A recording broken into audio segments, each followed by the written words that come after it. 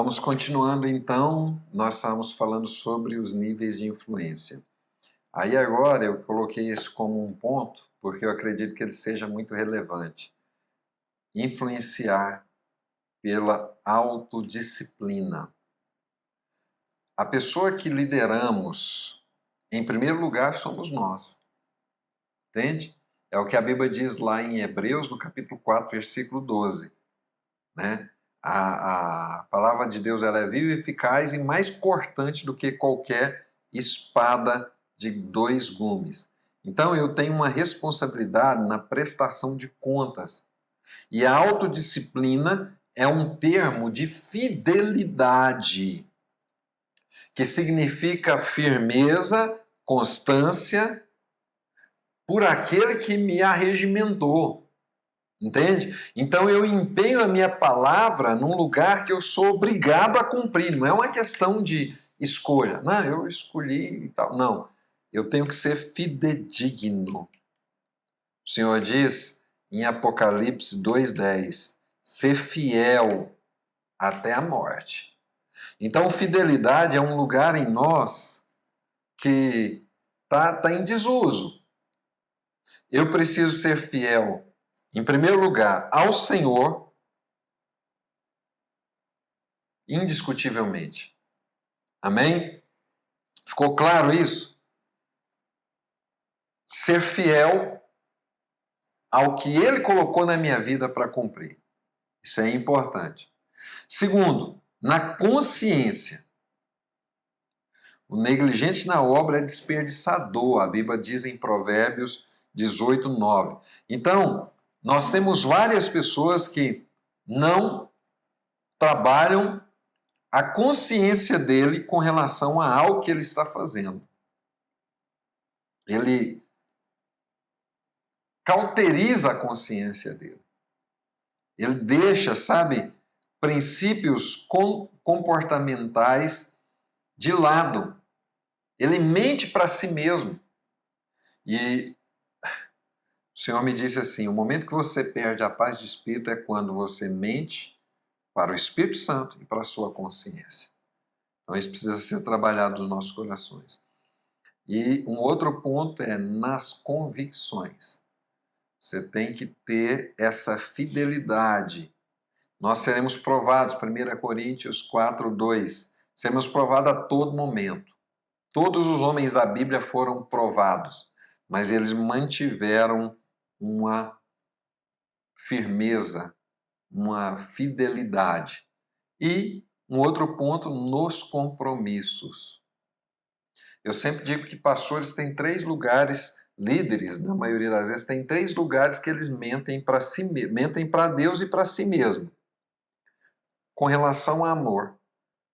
Eles falam de amor, falam de restauração, falam de reconciliação, mas eles, quando ele tem uma demanda com outro pastor, ele se afasta e não passa nem perto, não participa da reunião de conselho de pastores, não frequenta, não vai.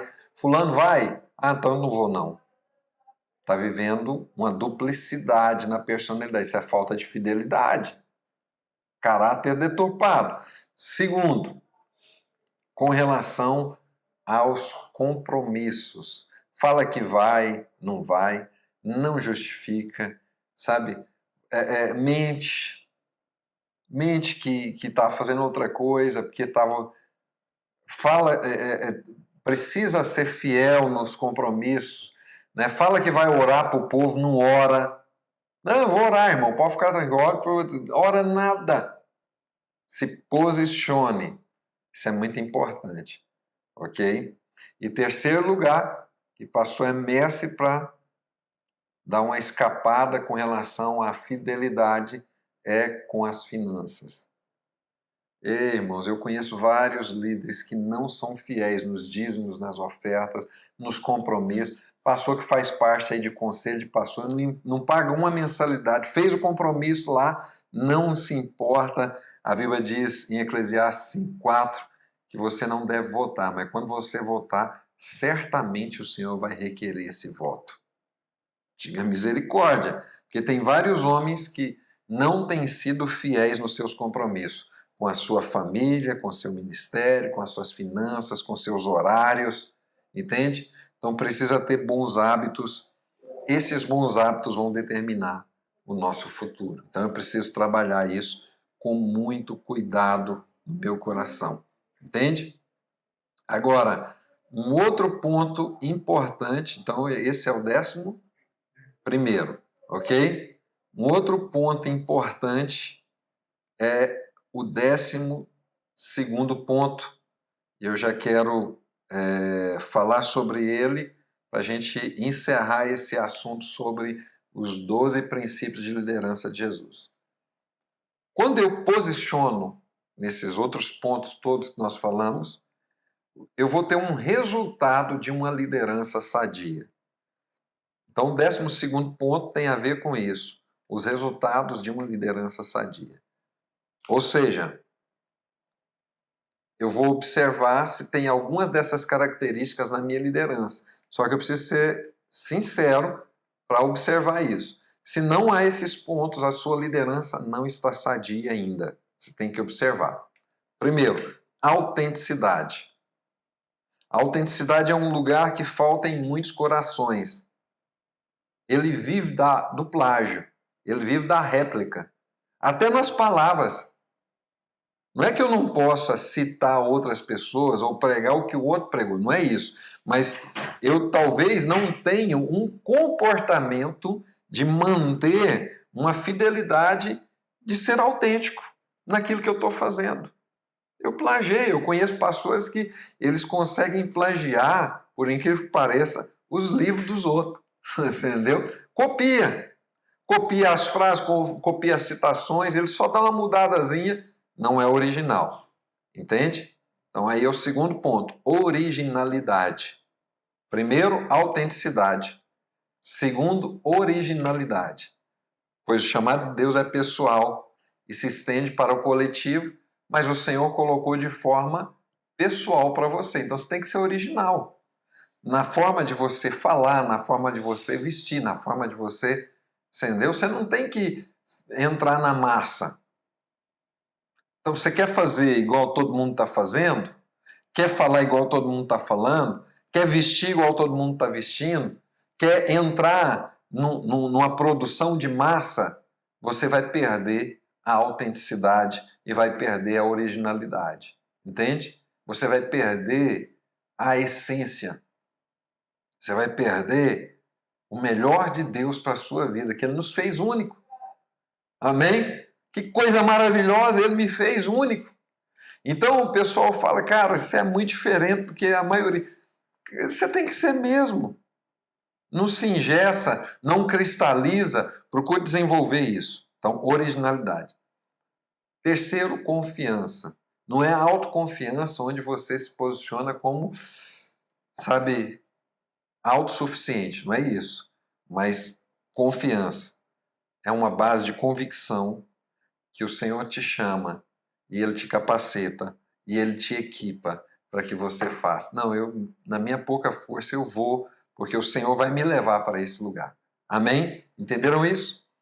Outra coisa importante é realização pessoal. Por quê? A realização pessoal vem de cumprir. Tem um tanto de gente que não está realizado, ele está insatisfeito. Ele olha e fala assim, cara, eu tô, não, sabe, não sei, está um vazio. Isso é um sinal que alguma coisa aí você está fora da rota, entendeu? Realização pessoal. Outro ponto, senso de valor. Essa pessoa, ele tem um propósito diante de Deus e ele sabe que isso é eterno. Ele sabe que o que ele está fazendo é importante. Entende? Há um senso de valor ali muito grande. Outro ponto, ausência de competição. Eu gosto muito da frase, ela não é minha, eu peguei ela há uns anos atrás, não sei de quem que é, diz assim, unidade não é a ausência de diferenças, mas a ausência de competição. Então, a competição, ela é um problema porque talvez eu estou em massa, entende? Eu estou no grupo, simplesmente. Mas a ausência de competição é por causa da singularidade do chamado que Deus colocou na sua vida, da liderança que é única, tem particularidades que é única na sua liderança, ok? Penúltimo, ausência de ciúmes.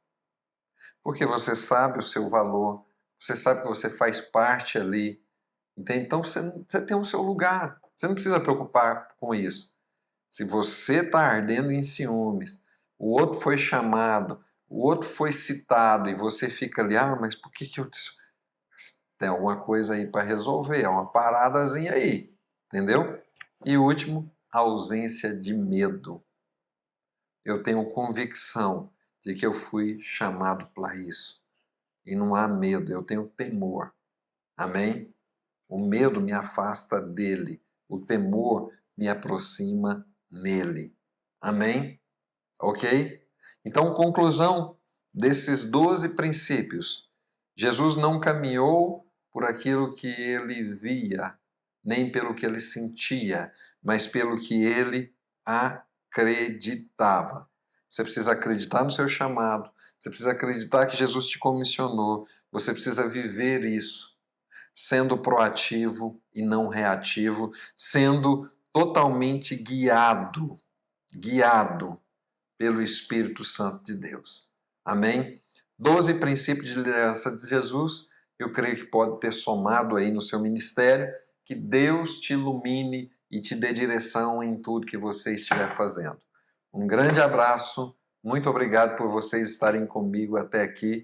Divulguem esse material, eu creio que pode abençoar outras vidas também. Amém?